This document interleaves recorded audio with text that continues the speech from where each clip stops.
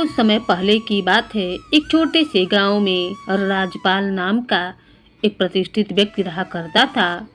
उसकी सरलता और न्यायप्रियता के चर्चे दूर दूर तक फैले हुए थे। राजपाल के 3 बेटे थे। 2 बड़े बेटे उसकी पहली पत्नी से थे और सबसे छोटा बेटा दिवाकर उसकी दूसरी पत्नी से हुआ था। दिवाकर अपने नाम के अनुरूप अत्यंत बुद्धिमान, ईमानदार और स्वभावी था। हालांकि उसके बड़े भाई उससे कभी भी प्रेम नहीं करते थे। बचपन से ही वे उसे तुच्छ समझते थे और अक्सर ही उसके साथ रूखा व्यवहार किया करते थे। राजपाल ने अपने पूरे जीवन में खूब मेहनत की थी और अपनी संपत्ति जुटाई थी, लेकिन समय की रीति ऐसी है कि जीवन का अंत निश्चित है। राजपाल की भी मृत्यु के बाद उसके दोनों बड़े बेटों ने अपने स्वार्थी स्वभाव का परिचय दिया। उन्होंने अपने पिता की सारी संपत्ति आपस में बांट ली। धन, जमीन और अन्य बहुमूल्य चीजें बड़े भाइयों ने रख ली और छोटे भाई दिवाकर को केवल एक पुराना जर्जर सा घर और 2 बकरियां थमा दी। उन्होंने तिरस्कार भरे शब्दों में कहा, जब गाय बर्फ के छेद में पानी पीती है तो बछड़ा बर्फ चाटता है। बस अब तू भी इसी तरह से जी ले। दिवाकर ने उनकी बात सुनी, लेकिन ना कोई गुस्सा दिखाया, ना कोई शिकायत की। उसने ना कोई झगड़ा किया और ना ही कोई बहस की। उसने अपने दिल को समझाते हुए कहा, कोई बात नहीं, संपत्ति से ज़्यादा महत्वपूर्ण आत्मसम्मान और ईमानदारी है। किसी तरह अपना जीवन ईमानदारी से जी लूँगा। अपने जर्जर मकान और 2 बकरियों को देखकर भी दिवाकर ने हिम्मत ना हारी। उसने सोचा, जीवन में धनी होना जरूरी नहीं, ईमानदार और मेहनती होना ही सबसे बड़ी दौलत है। उसने अपनी बुद्धिमत्ता और मेहनत को अपनी ताकत बना लिया। 2 बकरियों के सहारे उसने अपने जीवन को संवारने का संकल्प लिया। वह हर सुबह जल्दी उठता, बकरियों को चराने ले जाता और उनके दूध से न सिर्फ अपना पेट भरता बल्कि थोड़ा थोड़ा बेचकर कुछ पैसे भी जुटाने लगा। दिवाकर की सरलता और मेहनत धीरे धीरे लोगों का ध्यान खींचने लगी। गांव के लोग उसकी ईमानदारी और मेहनत की तारीफ करने लगे। उसके बड़े भाई जो यह सोचते थे कि दिवाकर उनकी दी हुई चीज़ों के सहारे जीने के लायक भी न रहेगा, अब हैरानी से उसे देख रहे थे कि वह अपनी मेहनत और बुद्धिमानी से सम्मान अर्जित कर रहा है। कुछ समय बीतने के बाद दिवाकर का जीवन धीरे धीरे पटरी पर आने लगा। उसकी मेहनत और ईमानदारी ने उसे एक सच्चा और शांतिपूर्ण इंसान बना दिया। इसी बीच गांव की एक गरीब लेकिन सुंदर और संस्कारी लड़की से उसकी मुलाकात हो गई। दोनों के बीच प्रेम पनपा और दोनों ने विवाह कर लिया। उसकी नई पत्नी उसी की तरह ही सादा जीवन जीती थी, मेहनती और समझदार थी। वे दोनों अपने छोटे से घर में बड़े ही खुश और संतोष के साथ रहने लगे। उनकी जिंदगी में भले ही विलासिता न थी, परंतु प्रेम, मेहनत और सच्चाई ने उनके हर दिन को खुशनुमा बना दिया था। 1 वर्ष का समय पंख लगाकर उड़ गया। दिवाकर और उसकी पत्नी ने अपनी छोटी सी दुनिया में खुश रहना सीख लिया था। तभी एक दिन दिवाकर के बड़े भाई, जो अब तक उसे जलते थे, अचानक उसके घर पर आ पहुँचे।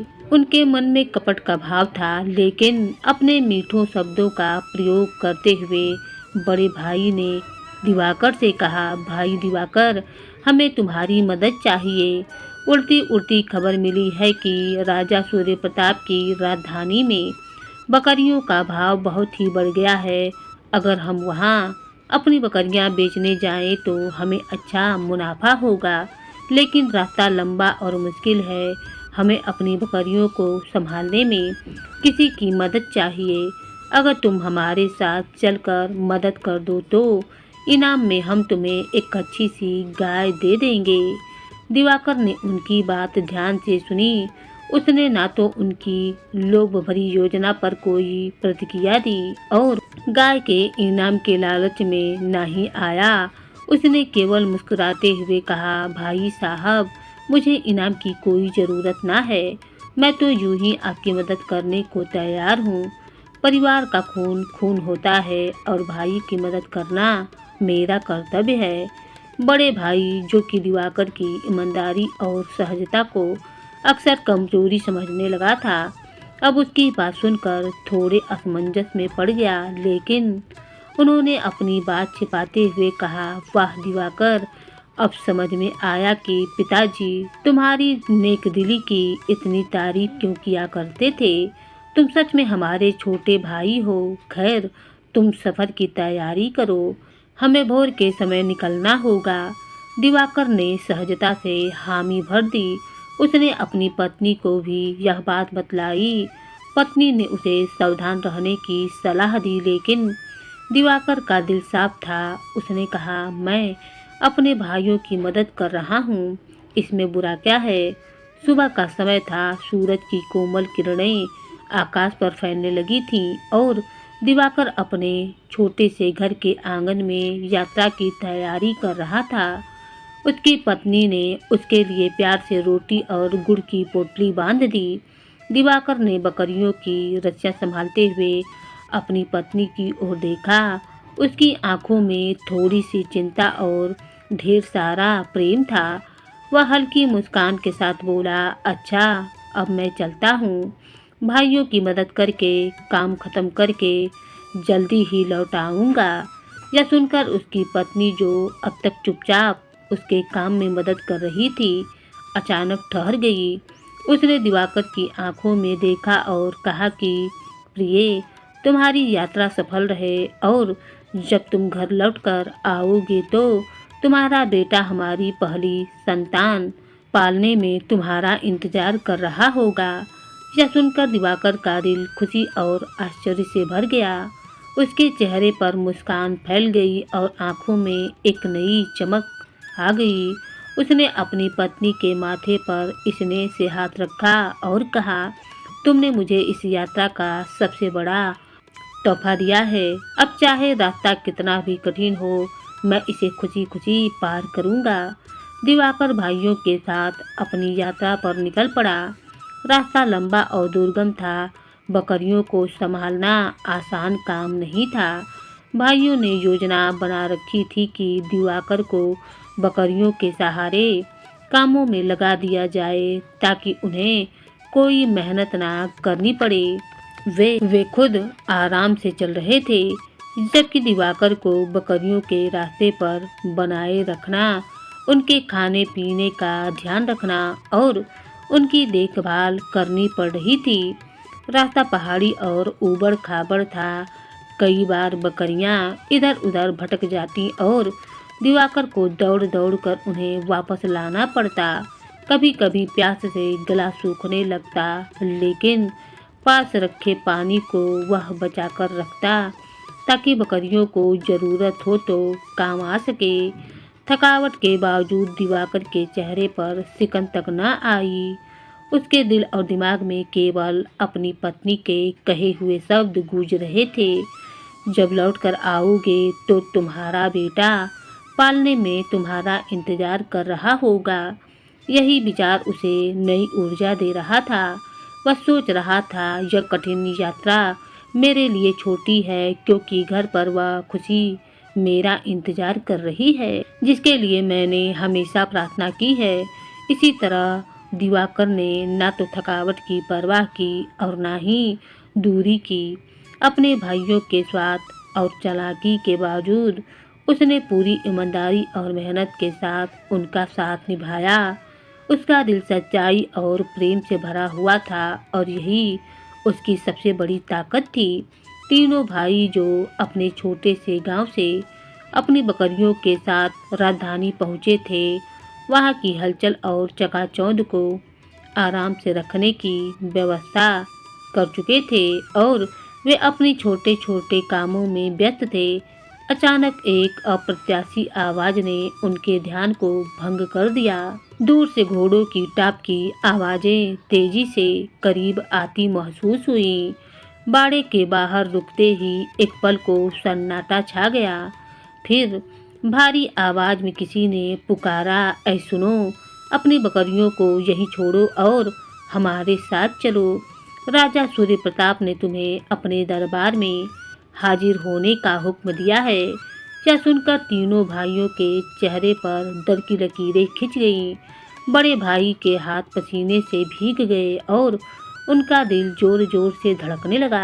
मझले भाई ने भी घबरा कर छोटे भाई की ओर देखा, लेकिन छोटा भाई स्वभाव से साहसी और समझदार था। उसने एक गहरी सांस ली और अपने भाइयों को दिलासा देते हुए कहा, भाइयों, डरने की कोई बात नहीं है। हमने कोई गलत काम नहीं किया। राजा सूर्य प्रताप न्यायप्रिय हैं। हमें बस उनके सामने आदर पूर्वक पेश होना है और उनके हर सवाल का सोच समझकर जवाब देना है। यकीन मानो सब कुछ ठीक होगा। छोटे भाई की बातों ने जैसे बड़े भाइयों के डर को कुछ कम कर दिया। उन्होंने अपने भीतर साहस जुटाया और सिपाहियों के साथ चलने को तैयार हो गए। उनकी बकरियां बाड़े में सुरक्षित थीं, लेकिन उनके दिलों में सवाल उठ रहे थे। राजा ने उन्हें क्यों बुलाया होगा? क्या या उनके भविष्य के लिए कोई नया मोड़ लेकर आएगा? तीनों भाई घोड़े पर सवार होकर महल की ओर बढ़ चले। रास्ता लंबा था और चांदनी रात की रोशनी में महल की ऊंची मीनार साफ नजर आ रही थी। छोटे भाई ने चुपचाप आकाश की ओर देखा और मन ही मन प्रार्थना किया कि हे भगवान, हमें इस मुश्किल का सामना करने की शक्ति देना। महल के बड़े दरवाजे पर पहुंचते ही सिपाहियों ने उन्हें अंदर ले जाने का संकेत किया। तीनों भाई अपनी घबराहट छिपाते हुए भारी कदमों से अंदर बढ़े। उनके सामने राजा सूर्य प्रताप का भव्य दरबार था और वे जान चुके थे कि यह रात उनकी जिंदगी का सबसे बड़ा इम्तिहान साबित होने वाला था। जब तीनों भाइयों को महल में लाया गया तो उनकी आंखें राजा सूर्य प्रताप के भव्य और विशाल दरबार की चमक धमक से चौंधिया गईं। ऊंचे सोने के सिंहासन पर बैठा हुआ राजा गंभीर लेकिन सौम्य मुद्रा में नजर आ रहा था। दरबार के चारों ओर सजे हुए स्तंभों पर लटकते रेशमी पर्दे झिलमिलाते और दीवारों पर लगे सुंदर चित्र उनकी शाही शान की गवाही दे रहे थे।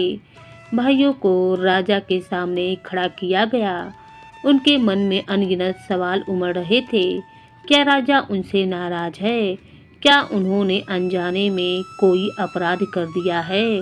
लेकिन उनकी सारी आशंकाओं को दूर करते हुए राजा ने मुस्कुराते हुए कहा, डरो मत, मैंने तुम्हें यहाँ बुलाया है क्योंकि यह हमारे राज्य की परंपरा है।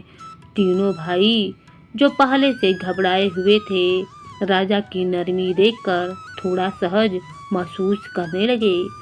राजा ने अपनी गंभीर आवाज में कहना शुरू किया, हर मौसम में अलग अलग फसलें होती हैं और हर देश में अपने अपने रीति रिवाज होते हैं। हमारे राज्य में एक विशेष दस्तूर है। जब भी कोई व्यापारी राजधानी में अपने माल को बेचने आता है, उसे पहले मेरी अदालत में हाजिर होना पड़ता है। लेकिन यहाँ आने का मतलब सिर्फ मुझसे मिलना भर नहीं है, यहाँ एक परीक्षा होती है। परंतु बड़े भाई ने घबराकर पूछा, लेकिन तुरंत चुप हो गया।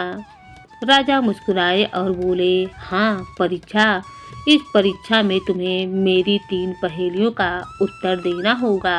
अगर तुम सही उत्तर दे पाओगे तो तुम्हें पुरुष के रूप में व्यापार करने की आज्ञा दी जाएगी।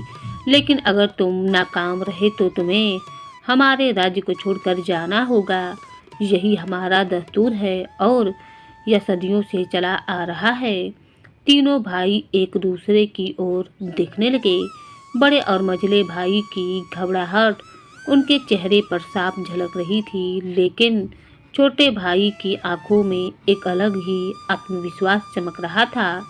उसने एक कदम आगे बढ़कर राजा से कहा, महाराज, हम आपकी परीक्षा के लिए तैयार हैं। कृपया अपनी पहेलियां सुनाइए। राजा उनकी हिम्मत देखकर प्रसन्न हुआ और बोले, बहुत अच्छा, अब ध्यान से सुनो। मैं तुम्हें 3 पहेलियां सुनाने जा रहा हूँ। अगर तुमने उनका सही उत्तर दे दिया तो तुम अपने व्यापार की आज़ादी पाओगे। लेकिन याद रखना, तुम्हारे पास सोचने के लिए सीमित समय होगा। तो सुनो, यह रही पहली पहेली। दरबार में सन्नाटा छा गया। राजा की गहरी आवाज़ और पहेलियों का रहस्य एक ऐसा माहौल बन रहे थे जिसमें सबकी सांसें थम गई थीं। तीनों भाइयों के लिए यह पल निर्णायक था। उनकी किस्मत अब उनकी बुद्धि और सूझबूझ पर निर्भर थी। दरबार का माहौल एक बार फिर से गंभीर था। तीनों भाई राजा सूर्य प्रताप के सामने खड़े थे और राजा ने अपनी पहली पहेली सुनाई। घोड़े से ऊंची और कुत्ते से छोटी, यह क्या चीज है? बड़े भाई ने माथे पर बल डाले और चुपचाप सोच में डूब गया। उसकी नजरें बार बार छोटे भाई की ओर जा रही थीं, मानो उसकी मदद की उम्मीद कर रहे हों। तभी राजा ने अपनी दूसरी पहेली सुनाई। जिंदा से मरा पैदा होता है और मरे से जिंदा, यह क्या है? इस पहेली ने तो दरबारियों के भी कान खड़े कर दिए। चारों ओर सन्नाटा छा गया। बड़े और मझले भाई की उलझन और भी ज़्यादा बढ़ गई। लेकिन छोटे भाई की आंखों में एक चमक थी, जैसे वह इन सवालों का जवाब पहले से ही जानता हो। फिर राजा ने अपनी तीसरी और अंतिम पहेली रखी। घोंसला एक उकाब 40, यह क्या चीज़ होती है? यह सुनते ही बड़े भाई पूरी तरीके से परेशान हो गए। उनके माथे पर पसीना चमकने लगा और उन्होंने एक बार फिर से छोटे भाई की ओर देखा। मझला भाई भी बेचैन होकर कभी दरबारियों की ओर देखता तो कभी राजा की ओर देख रहा था, परंतु छोटे भाई ने धैर्यपूर्वक एकदम कदम आगे बढ़ाया और नम्रता से कहा, महाराज, आपकी आज्ञा हो तो मैं उत्तर दे सकता हूँ। मैं आपकी तीनों पहेलियाँ बुझ चुका हूँ। यह सुनकर दरबारियों में हलचल मच गई। राजा सूर्य प्रताप ने अपनी भौहें चढ़ाई और हैरानी से कहा, इतनी जल्दी? मेरे दीवान तक को यह पहेली बुझने में घंटों लगते हैं। छोटे भाई ने मुस्कुराते हुए सिर झुकाया और उत्तर देना शुरू किया। महाराज, पहली पहेली का उत्तर है काठी। यह घोड़े से ऊंची होती है क्योंकि यह उस पर रखी जाती है और कुत्ते से छोटी होती है। राजा ने सिर हिलाकर सहमति जताई। छोटे भाई ने आगे कहा, दूसरी पहेली का उत्तर है अंडा। जिंदा मुर्गी से मरा अंडा पैदा होता है और उस अंडे से जिंदा चिड़िया का बच्चा निकलता है। दरबार में खुसुर फुसुर शुरू हो गई। सभी छोटे भाई की बुद्धिमत्ता पर चकित थे। फिर छोटे भाई ने तीसरे सवाल का जवाब दिया। घोंसला एक उकाब 40 का मतलब है तीर और तर्कस। तर्कस तीरों का घर यानी घोंसला होता है और उसमें 40 तीर रखे जाते हैं, यही इसका अर्थ है। राजा सूर्य प्रताप और उनके दीवान ने एक दूसरे की ओर देखा। राजा की आंखों में प्रश्न की चमक थी। उन्होंने हंसते हुए कहा, तुमने बिल्कुल सही उत्तर दिया है। मुझे आश्चर्य है कि इतनी कम उम्र में तुम्हारे पास इतनी सूझबूझ और बुद्धिमत्ता है। तुम्हारे जवाब मेरी उम्मीद से कहीं अधिक प्रभावशाली हैं। फिर राजा ने गंभीर स्वर में कहा, अब अगर तुम मेरे 3 और सवालों का जवाब दे सको तो मैं तुम्हें न कोई व्यापार की अनुमति दूंगा बल्कि एक अनमोल इनाम भी दूंगा। तो बतलाओ, क्या तुम तैयार हो? छोटे भाई ने बिना झिझक मुस्कुराते हुए कहा, महाराज, आपकी अगली परीक्षा के लिए मैं पूरी तरीके से तैयार हूँ। कृपया अपने सवाल बताएं। दरबार में एक बार फिर से सन्नाटा छा गया। सभी की निगाहें छोटे भाई और राजा पर टिक गईं। अब हर कोई जानना चाहता था कि यह 3 सवाल क्या होंगे और क्या छोटा भाई फिर से अपनी बुद्धिमत्ता से सबको चौंका देगा। राजा सूर्य प्रताप ने गंभीर स्वर में छोटे भाई की ओर देखा और कहा, अब मेरे 3 अंतिम पहेलियों का उत्तर दो।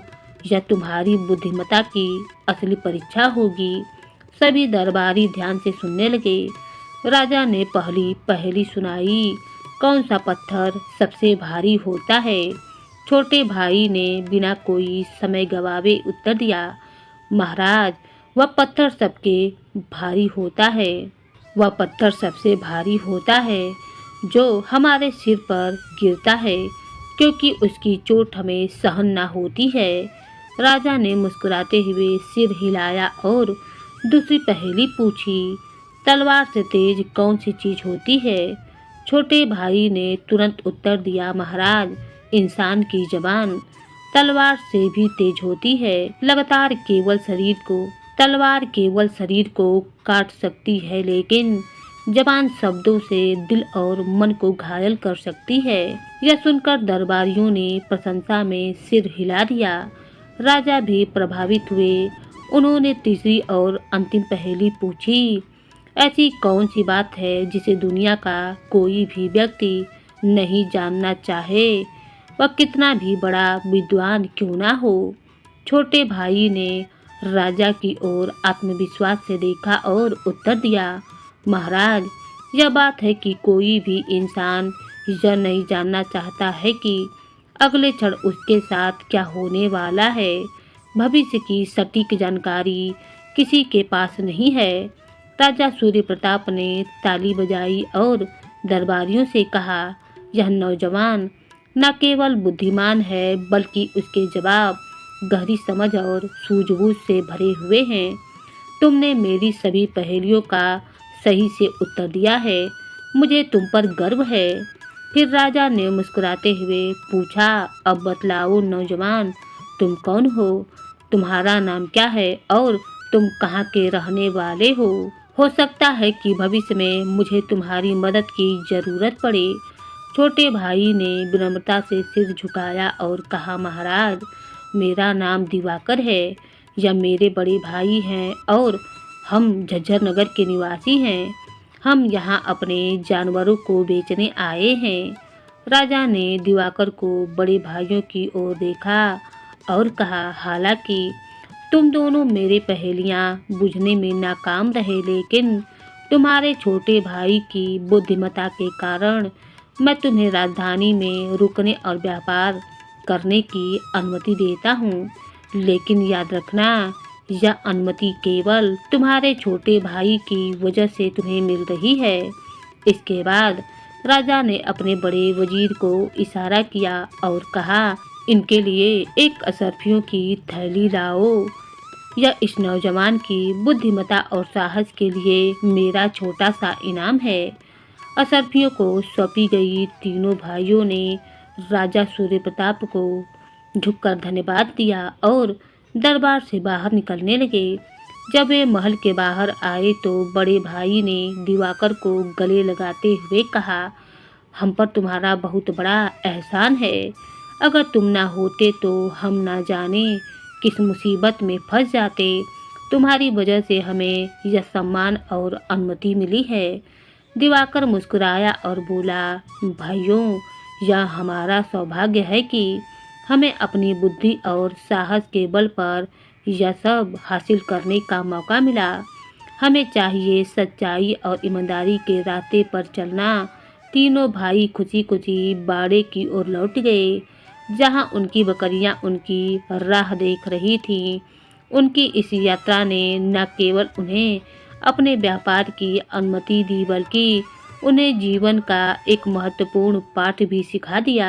जहां उनकी बकरियां उनकी राह देख रही थी, उनकी इस यात्रा ने न केवल उन्हें व्यापार करने की अनुमति दी, बल्कि उन्हें जीवन का एक महत्वपूर्ण पाठ भी सिखा दिया कि साहस और बुद्धिमत्ता से हर चुनौती का सामना किया जा सकता है। अगले दिन तीनों भाइयों ने राजधानी के बाजार में अपनी बकरियां भारी मुनाफे में बेच दी। व्यापार में इतनी बड़ी सफलता उनकी उम्मीद से परे थी। खुशी खुशी उन्होंने अपना सामान समेटा और झज्जर नगर लौटने के लिए सफर पर निकल पड़े। रास्ते में जब वे एक छायेदार पेड़ के नीचे आराम करने के लिए रुके तो बड़े भाई ने कहा, अब हमें अपनी आमदनी का हिसाब किताब कर लेना चाहिए। जो भी हमने कमाया है उसे बराबर बराबर भागों में बांट लेते हैं। यह सुनकर छोटा भाई दिवाकर मुस्कुराया और बोला, भाइयों, मुझे राजा सूर्य प्रताप ने जो सोने की थैली दी है वह मेरे हिस्से की थी, लेकिन मैं चाहता हूँ कि हम सबके पास समान सोना हो, इसीलिए मैं उनमें से कुछ सोना आप सभी को देता हूँ ताकि हम तीनों बराबर के हिस्सेदार बन जाएं। दिवाकर की यह उदारता सुनकर बड़े भाई और मझले भाई की आंखों में एक चमक लौट आई। उन्होंने बिना किसी झिझक के दिवाकर से वह सोना ले लिया, लेकिन दिवाकर की यह दरिया दिली उनके दिलों में कृतज्ञता पैदा करने के बजाय लालच की आग को और भी भड़का दी। जब बड़े और मझले भाई ने उस मनचले सोने को अपने हाथों में महसूस किया तो उनके मन में एक नया विचार जन्म लेने लगा। उन्होंने सोचा, अगर दिवाकर हमें अपनी मर्जी से यह सोना दे सकता है तो क्यों ना उसके पास जो बाकी का सोना है वह भी हमारा हो जाए। आखिर राजा की दी हुई सारी थैली पर हमारा भी तो हक बनता है। उनकी लालची निगाहें अब दिवाकर की थैली पर जम गई थीं। बड़े भाई ने मझले भाई की ओर देखा और दोनों के बीच एक अनकही साजिश ने जन्म ले लिया। उनके दिलों में भाईचारे की भावना अब लालच और स्वार्थ के नीचे दब चुकी थी। छोटे भाई दिवाकर को इस बदलते माहौल का जरा भी अंदाजा नहीं था। वह तो अपने भाइयों की खुशी में अपनी खुशी समझता था और उनकी ज़रूरत को अपनी ज़रूरत। उसे यह एहसास नहीं था कि जिन भाइयों को वह अपना सब कुछ मानता है अब वही उसकी पीठ पीछे उसकी ईमानदारी और उदारता का फायदा उठाने की सोच रहे हैं। जैसे जैसे उनका सफ़र आगे बढ़ रहा था, बड़े और मझले भाई के मन में लालच की यह आग और भी तेज होती गई। उन्होंने ठान लिया कि राजा सूर्य प्रताप की दी हुई थैली में रखी सारी असरफियाँ उनकी होंगी, चाहे उसके लिए उन्हें किसी भी हद तक क्यों ना जाना पड़े। जैसे ही तीनों भाई अपने सफ़र पर आगे बढ़ने लगे, बड़े और मझले भाई पीछे रह गए। उनकी आंखों में लालच और मन में साजिश पनपने लगा। उन्होंने एक दूसरे की ओर देखा और धीरे से कहा, अब वक्त आ गया है। अगर दिवाकर जिंदा रहा तो वह अभी भी राजा सूर्य प्रताप के पास जाकर हमारी करतूत उजागर कर सकता है। हमें उसे रास्ते से हटाना ही होगा। मझले भाई ने सहमति में सिर हिलाते हुए कहा, ठीक है, हम लोगों से कह देंगे कि रास्ते में उसे सांप ने काट लिया है। जंगल में कौन हमारा सच झूठ जानने आएगा। गवाह तो कोई है ही नहीं। यह काम हमें अभी और यही करना होगा। उनकी साजिश पूरी तरह तैयार थी। दोनों भाइयों ने अपनी कटार निकाली और धीमे कदमों से दिवाकर की ओर बढ़ने लगे। दिवाकर ने जैसे ही अपने भाइयों को हाथ में चमचमाती कटारे लिए अपनी ओर आते देखा तो वह तुरंत समझ गया कि क्या होने वाला है। उसका दिल भारी हो गया। जिन भाइयों को वह सबसे अधिक प्यार करता था उन्हीं से उसे अपनी जान का खतरा था। वह उनकी ओर बढ़ा और गिड़गिड़ाते हुए बोला, भाइयों, आप यह क्या करने जा रहे हैं? अगर आपको मेरे पास का सारा धन चाहिए तो ले लें। मैं खुशी खुशी सब कुछ देने को तैयार हूँ, लेकिन मेरी जान मत लीजिए। भगवान के लिए मेरा घर मत उजाड़िए। सोचिए, मैं आपका अपना छोटा भाई हूँ। लेकिन बड़े भाई ने कटार को और कसकर पकड़ते हुए कहा, वाह रे, तू सोचता है कि हम तुझ पर दया करेंगे तुझे जिंदा छोड़कर। क्या हम राजा सूर्य प्रताप के सामने खुद को जोखिम में डाल दें? अगर तू वहां गया तो तू हमारी साजिश का पर्दाफाश कर देगा। राजा हमें मौत की सजा सुना देगा और तुझे हमारी सारी संपत्ति मिल जाएगी। नहीं दिवाकर, तू कितना भी चालाक और बुद्धिमान क्यों ना हो, हम तुझे धोखा नहीं देने देंगे। मझले भाई ने भी कटार चमकाते हुए कहा, तेरी यह चालाकी तेरी सबसे बड़ी दुश्मन है। अब हमारी संपत्ति, हमारा सम्मान और हमारी सुरक्षा के लिए तुझे मरना ही होगा। दिवाकर ने अपनी आंखों में आंसू लिए दोनों भाइयों की ओर देखा। वह उनके पैरों में गिरकर बोला, भाइयों, एक बार फिर से सोच लो, खून का पाप बहुत बड़ा होता है। धन और संपत्ति तो खत्म हो सकती है, लेकिन पाप का बोझ हमेशा के लिए रहता है। कृपा करके मुझे छोड़ दो। लेकिन लालच और स्वार्थ से भर चुके भाइयों के दिल अब पत्थर बन चुके थे। उन्होंने दिवाकर की बातों को अनसुना कर दिया और उसकी ओर अपनी कदम बढ़ाते रहे। गहरी रात का सन्नाटा था। घने जंगल के बीच घायल दिवाकर धूल और खून में सना हुआ अपनी आखिरी सांसें गिन रहा था। उसकी आंखों में दर्द और चेहरे पर थकान थी, लेकिन दिल में अंतिम ख्वाहिश की चमक अब भी बाकी थी। उसने कांपते हुए हाथों से पास खड़े दोनों भाइयों की ओर इशारा किया और कमजोर आवाज में कहा, अगर आप लोगों के दिल में जरा भी दया है तो मेरी बात को सुनिए। मुझे पता है मैं अब ज़्यादा देर तक जिंदा नहीं रहूँगा, परंतु मरने से पहले मेरी एक आखिरी इच्छा है। क्या आप उसे पूरा करेंगे? सामने खड़े दोनों भाइयों ने पूछा, तू क्या चाहता है? बता, हम तेरा क्या कर सकते हैं। घायल दिवाकर ने बड़ी मुश्किल से अपनी सांसें संभालते हुए कहा, जब मैं इस दुनिया में ना रहूं और वापस अपने घर पर लौटने पर आपको पता चले कि मेरा बेटा पैदा हुआ है तो मेरी पत्नी से कह दीजिएगा कि उस लड़के का नाम दुहाई रखे। यह मेरी अंतिम ख्वाहिश है, बस इतना कर दीजिएगा। दोनों भाइयों ने थोड़ी देर सोच विचार किया। आखिरकार मझले भाई ने कहा, ऐसी इच्छा पूरी करने में हमारा कुछ नहीं जाता।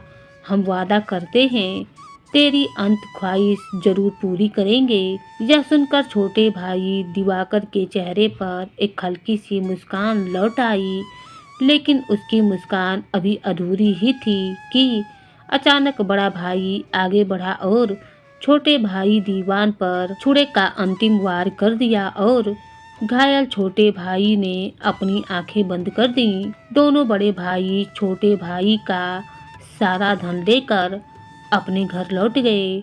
घर पहुंचकर उन्होंने सबसे यही कहा कि जंगल के रास्ते से वापस लौटते समय दिवाकर को एक जहरीले सांप ने काट लिया था, जिससे उसकी मृत्यु हो गई। दिवाकर की पत्नी ने जब यह खबर सुनी तो दुख और पीड़ा से बेबस होकर वह चीख उठी और अचानक बेहोश होकर वह जमीन पर गिर पड़ी। इस घटना को 10 वर्ष व्यतीत हो गए। राजा सूर्य प्रताप, जो कभी अपने यौवन और पराक्रम के लिए प्रसिद्ध था, अब उसकी उम्र थोड़ा ढल गई थी।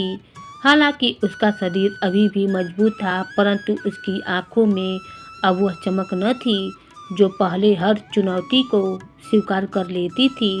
समय का चक्र चलता रहा और उसके दरबार का बड़ा वजीर, जो राजा का दाहिना हाथ था, अब वह इतना जर्जर हो चुका था कि न तो वह राजा की सेवा कर सकता था, न ही उसे कोई सलाह देने के योग्य रह गया था। राजा सूर्य प्रताप की सभा में एक खालीपन आ गया था। ऐसे में उसे वह दिन याद आया जब एक नौजवान ने उसकी कठिन पहेलियों को बिना अटके सुलझा दिया था। वह नौजवान न केवल बुद्धिमान था, बल्कि उसकी आंखों में सच्चाई और विवेक की चमक थी। राजा को लगा कि अब समय आ गया है कि उसे खोजकर अपने दरबार में लाया जाए और वजीर की जिम्मेदारी उसे सौंप दी जाए। राजा ने तुरंत अपने अंगरक्षकों और भरोसेमंद सैनिकों को बुलाया। घोड़े पर काठी कसी जाए। राजा ने आदेश दिया, हम उस बुद्धिमान युवक को खोजने निकलेंगे, चाहे वह कहीं भी हो। मेरे राज्य को उसकी जरूरत है। सैनिकों ने अपनी तलवारें कमर में कसी, घोड़ों को तैयार किया और राजा सूर्य प्रताप अपने अंगरक्षकों के साथ लंबी यात्रा पर निकल पड़ा। उसकी खोज कई दिनों तक चलती रही। राजा और उसके साथी गांव-गांव भटकते रहे, राहगीर से सवाल करते रहे, हर घर के दरवाजे पर दस्तक देते, लेकिन वह युवक कहीं नहीं मिला। एक दिन सूरज अपनी लालिमा समेटकर पहाड़ों के पीछे छिपने को था। राजा और उसकी टोली एक दूरस्थ गांव के पास पहुंचे। गांव शांत था, परंतु तभी हवा में एक आवाज गूंज उठी, तीखी, व्याकुल और रहस्यमय। दुहाई दुहाई, मेरे पीछे पीछे चलो। राजा के अंगरक्षक ठिठक गए। यह आवाज किसी स्त्री की थी, जो दर्द और पुकार से भरी हुई थी। राजा ने घोड़े की लगाम खींची और आवाज की दिशा में ध्यान केंद्रित किया। यह आवाज मदद की पुकार है। राजा ने कहा, किसी को हमारी जरूरत है, चलो तुरंत उस दिशा में बढ़ते हैं। सैनिक और अंगरक्षक सतर्क हो गए। राजा ने अपनी तलवार निकाली और आवाज की दिशा में तेजी से बढ़ने का इशारा किया। संध्या का समय था। आसमान सुनहरे और लाल रंगों से रंगा हुआ था। जंगल के किनारे, जहां शाम की हल्की ठंडी हवा बह रही थी, राजा सूर्य प्रताप और उसकी टोली पहुंची। उनके सामने खड़ी एक साधारण ग्रामीण महिला थी, जिसके चेहरे पर चिंता की लकीरें साफ दिखाई दे रही थीं। वह घबराई हुई लग रही थी, जैसे अचानक इतने सैनिकों और राजा को देखकर डर गई हो। राजा सूर्य प्रताप ने स्नेहपूर्वक अपनी तलवार को म्यान में रखते हुए उसे सांत्वना दी, डरो मत महिला, हम तुम्हें कोई हानि नहीं पहुंचाएंगे। लेकिन यह तो बतलाओ कि तुम दुहाई दुहाई क्यों चिल्ला रही थी? क्या किसी ने तुम्हें सताया है? क्या तुम्हें हमारी मदद चाहिए? महिला ने पहले तो कुछ कहने की हिम्मत ना की, लेकिन राजा के शांत और सहानुभूतिपूर्ण शब्दों ने उसे भरोसा दिया।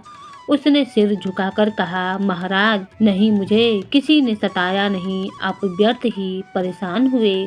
दुहाई तो मेरे बेटे का नाम है। वह कुछ लड़कों के साथ जंगल की ओर भाग गया है। अब खाने का समय हो गया है, इसीलिए मैं उसे आवाज दे रही थी। महिला की बात सुनकर राजा सूर्य प्रताप आश्चर्यचकित हो गया।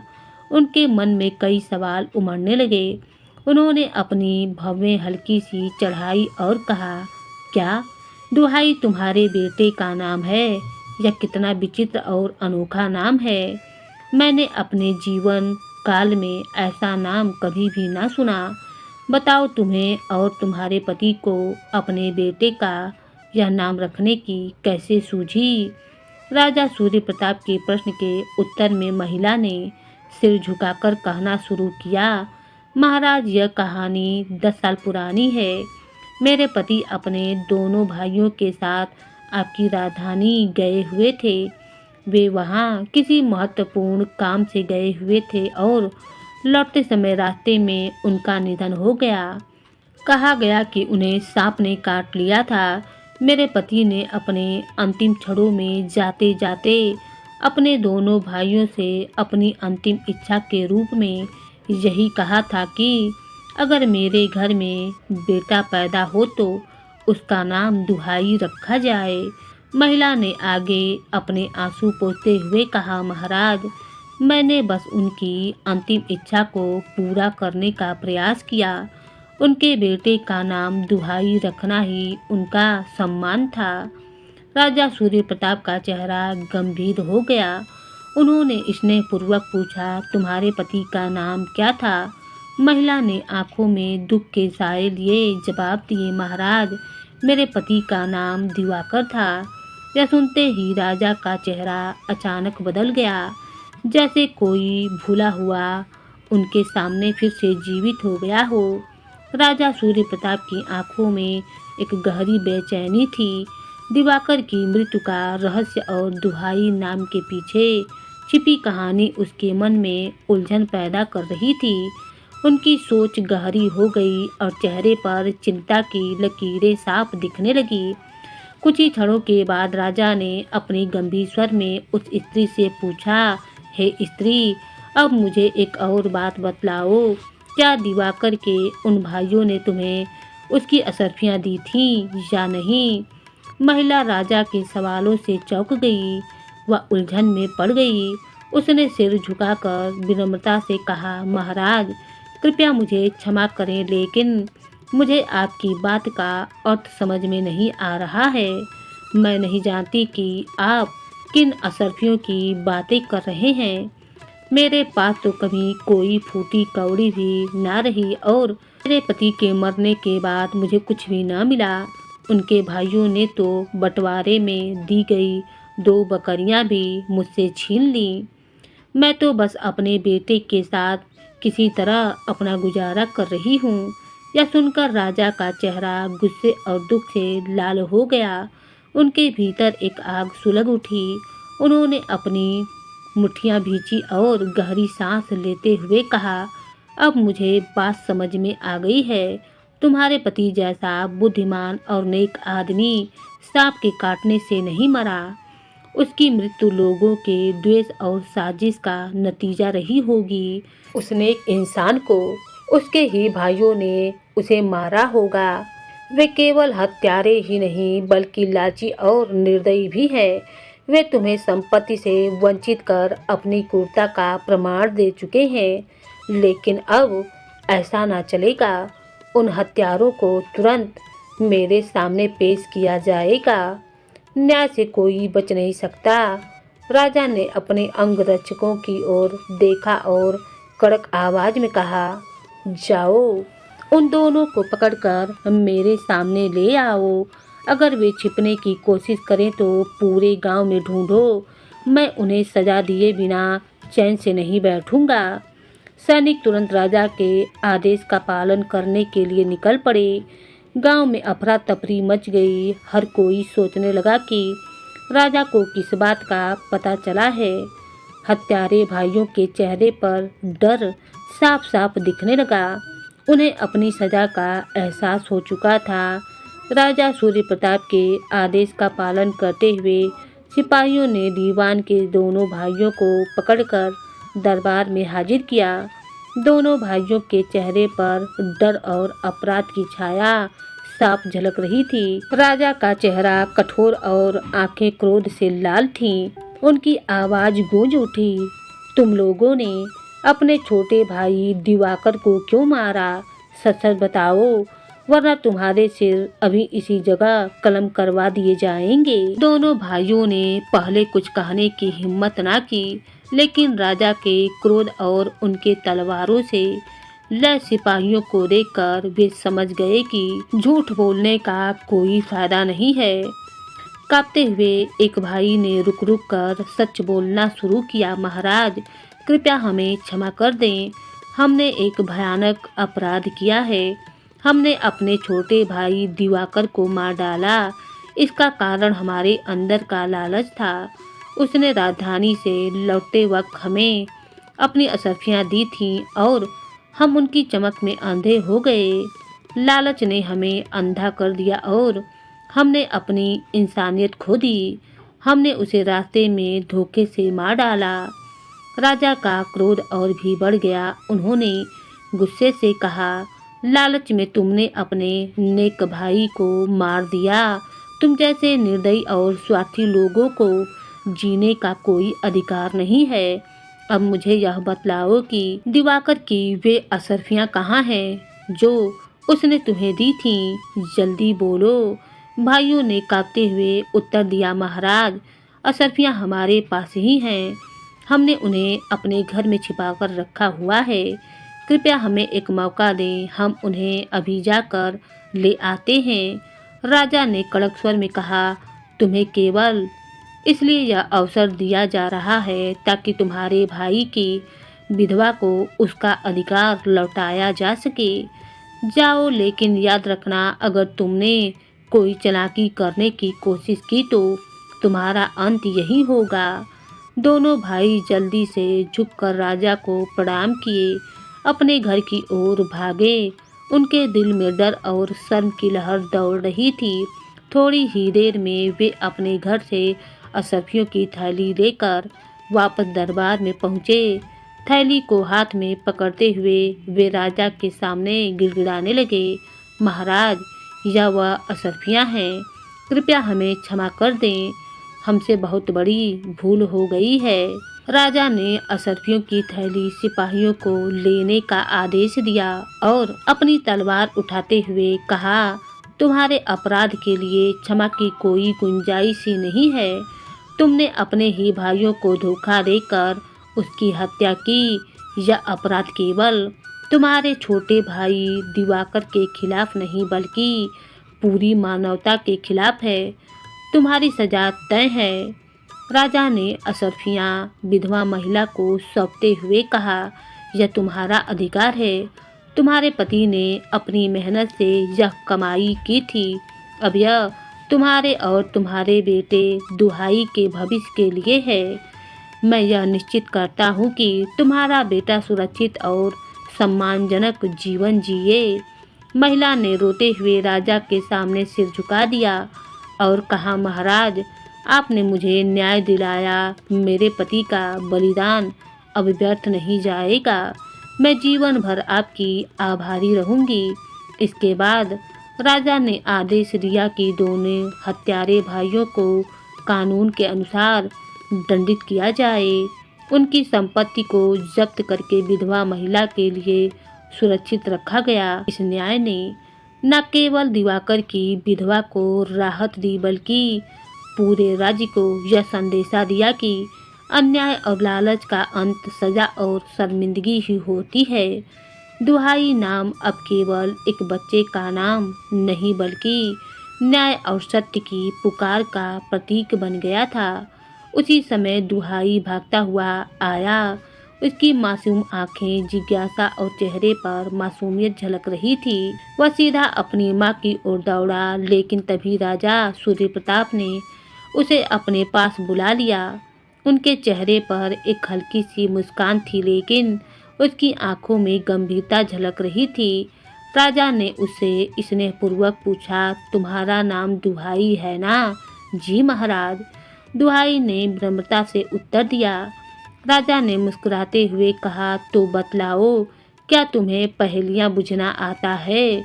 दुहाई ने उत्तर दिया, हाँ महाराज। तब महाराज ने पूछा, तो फिर यह बतलाओ, कमान रंग बिरंगी, इधर छुए एक टेकली तो उधर दूसरी, यह क्या चीज है? दुहाई ने बिना एक पल गंवाए आत्मविश्वास से उत्तर दिया, महाराज, यह इंद्रधनुष है। राजा उसकी बुद्धिमत्ता से बेहद प्रभावित हुए। उन्होंने उसकी पीठ थपथपाई और कहा, शाबाश बेटे, तुम बिल्कुल अपने पिता की तरह बुद्धिमान हो। तुम्हारा तेज और तुम्हारी सोच की गहराई तुम्हारे भविष्य को उज्जवल बनाएगी। मैं चाहता हूँ कि तुम मेरे साथ महल चलो। वहाँ तुम शिक्षा प्राप्त करोगे, ज्ञान हासिल करोगे और बड़े होकर मेरी सेवा करोगे। और जब तुम पूरी तरीके से योग्य हो जाओगे तो मैं तुम्हें अपना वजीर बना दूंगा। दुहाई ने राजा की बात ध्यान से सुनी। उसने सिर झुकाया और विनम्र स्वर में कहा, महाराज, यह आपके लिए सम्मान की बात है, लेकिन मेरी माँ के पास ना कोई नौकर है, ना कोई सलाहकार और कोई रक्षक। उनके पास केवल मैं ही हूँ। मेरी माँ को मेरी ज़रूरत है। मैं उनके साथ रहकर ही उनका सहारा बन सकता हूँ। कृपया मुझे मेरी माँ के पास ही रहने दें। राजा दुहाई की बात सुनकर भाव विभोर हो गया। उसने कहा, तुम्हारा यह जवाब तुम्हारी बुद्धिमत्ता के साथ साथ तुम्हारे चरित्र की महानता को भी दर्शाता है। तुम न केवल अपने पिता के पुत्र हो बल्कि अपनी माँ के सच्चे सहायक और रक्षक भी हो। मैं तुम्हारे निर्णय का सम्मान करता हूँ।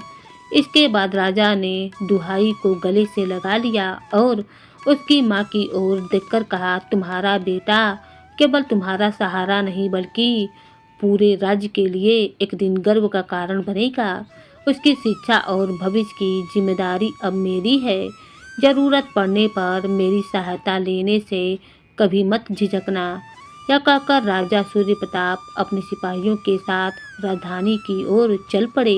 उनके मन में दुहाई और उनके परिवार के प्रति सम्मान और स्नेह था। दुहाई वहीं खड़ा अपनी माँ के साथ दूर तक राजा को जाते हुए देखता रहा। उस दिन एक मासूम बालक ने अपनी बुद्धिमत्ता और माँ के प्रति निष्ठा से राजा के दिल में एक असीम छाप छोड़ दी। उस दिन के बाद से दुहाई का जीवन बदल गया। राजा के खर्चे से उसके भविष्य का निर्माण हुआ और राजा ने जो धन और संपत्ति दी उससे उसकी शिक्षा पूरी हुई। एक समय ऐसा आया कि वह बुद्धिमान होकर बड़ा होकर राजा का वजीर बन गया और माँ को लेकर राजा के दरबार में सुखपूर्वक जीवन जीने लगा।